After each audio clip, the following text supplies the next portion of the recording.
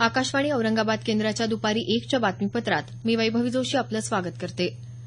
राज्यात 2 टप्प्यात पार पडलेल्या 10 महानगरपालिका, 25 जिल्हा परिषदा आणि 283 पंचायत समित्यांच्या मतदानाची मतमोजणी सुरू आहे. यात मराठवाड्यातल्या 8 जिल्हा परिषदांचे 460 गट आणि 76 पंचायत समित्यांच्या 930 गणांचा समावेश आहे. काही ठिकाणचे निकाल हाती आले असून सायंकाळपर्यंत सर्व निकाल हाती येण्याचा अंदाज वर्तवला जात आहे. औरंगाबाद जिल्हा परिषदेमध्ये आतापर्यंत हाती आलेल्या निकालानुसार शिवसेनेला 5, राष्ट्रवादी काँग्रेसला 3, भाजपला 3 आणि काँग्रेसला 2 जागा मिळाल्या. पाचोड गटातून शिवसेनेचे विलास भुमरे, पैठण तालुक्यातल्या आपेगाव गटातून राष्ट्रवादी काँग्रेसचे अरुण काळे, तर सिल्लोड तालुक्यातल्या अजिंठा गटातून काँग्रेसच्या जिजाबाई गव्हाणे विजयी झाल्या. नांदेड जिल्हा परिषदेमध्ये आतापर्यंत हाती आलेल्या निकालानुसार काँग्रेस पक्षाला 15, भारतीय जनता पक्षाला 6, शिवसेनेला 3, राष्ट्रवादी काँग्रेस पक्षाला 3 जागा मिळाल्या. सोनखेड गटातून काँग्रेसच्या अंकिता मोरे, हादुरपूर गटातून भाजप उमेदवार संध्या धोंडगे, भोकर तालुक्यात पिंपळढो गटातून भाजप उमेदवार, पाळस गटातून भाजपचे सुरकुंटवार दिवाकर नारायण रेड्डी, गोरठा गटातून राष्ट्रवादी काँग्रेसच्या संगीता जाधव, आरळी गटातून भारतीय जनता पक्षाचे लक्ष्मण ठक्करवाड, खानापूर गटातून काँग्रेसच्या अनुराधा पाटील, येळेगाव गटातून बबनराव बारसे, करखेली गटातून राष्ट्रवादी काँग्रेसचे दत्तात्रय रेड्डी, हिमायतनगर तालुक्यातल्या सरसम जिल्हा परिषद गटातून काँग्रेसच्या ज्योत्स्ना नरवाडे विजयी झाल्या.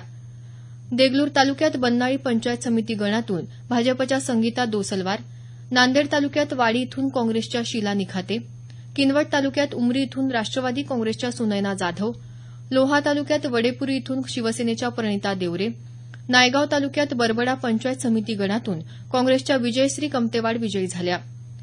शिराढोण गटातून शिवसेना उमेदवार प्रवीण पाटील, तळेगाव जिल्हा परिषद गटातून राष्ट्रवादी काँग्रेसच्या ललिता यल्लमगोंडे, बराही गटातून काँग्रेसच्या मंगराणी अंबुलगेकर, वाई गटातून राष्ट्रवादी काँग्रेसचे समाधान राठोड, उमरी गटातून शिवसेनेच्या संगीता गायकवाड, वाझेगाव गटातून काँग्रेसचे मनोहर पाटील शिंदे विजयी झाले. पंचायत समितीच्या कृष्णूर गणातून काँग्रेसच्या उमेदवार वंदना 496 मतांनी विजयी झाल्या, तर धानोरा पंचायत समिती गणातून पल्लवी मुंगाळ, वाझेगाव गणातून हसीना बेगम, तर विष्णुपुरी पंचायत समिती गणातून गोविंद जाधव विजयी झाले आहेत. परभणी जिल्हा परिषदेच्या रावराजूर गटातून राष्ट्रवादी काँग्रेसच्या पार्वती वाघमारे, तर पेठशिवणी गटातून मित्रमंडळाचे भरत घनदाट विजयी झाले आहेत. जालना जिल्ह्यातल्या वाटूर जिल्हा परिषद गटात भारतीय जनता पक्षाच्या छाया माने, रांजणी गटात राष्ट्रवादी काँग्रेसचे गंगासागर वरखेडे, तर वरुड जिल्हा परिषद गटातून शिवसेनेचे उत्तम सीताराम वानखेडे विजयी झाले.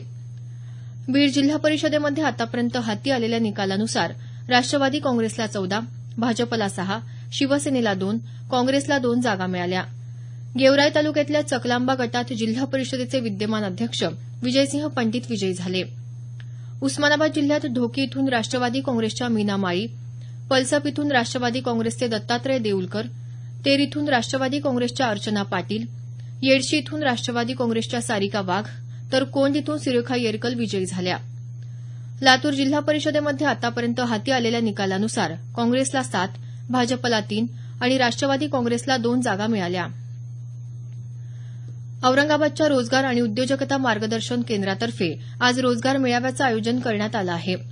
सकाळी 10:30 वाजता व्यवसाय मार्गदर्शन आणि समुपदेशन केंद्राच्या सभागृहात मेळाव्याचं उद्घाटन झालं. या मेळाव्यात विविध पदाच्या एकूण 405 जागांसाठी 10वी, 12वी पदवीधर उमेदवार, आयटीआय, डिप्लोमाधारक उमेदवारांच्या मुलाखती होणार आहेत. राष्ट्रीय कृषी विकास योजनेअंतर्गत जैविक कीड नियंत्रण आणि जैविक खते प्रयोगशाळांच्या बळकटीकरणासाठी राज्य शासनानं मान्यता दिली आहे. याबाबतचा शासन निर्णय काल जारी करण्यात आला. यासाठी 2019 पर्यंत एकूण 945 लाख रकमेच्या निधीस मान्यता देण्यात आली आहे. राज्यात सध्या 10 जैविक कीड नियंत्रण आणि जैविक खते प्रयोगशाळा कार्यरत आहेत.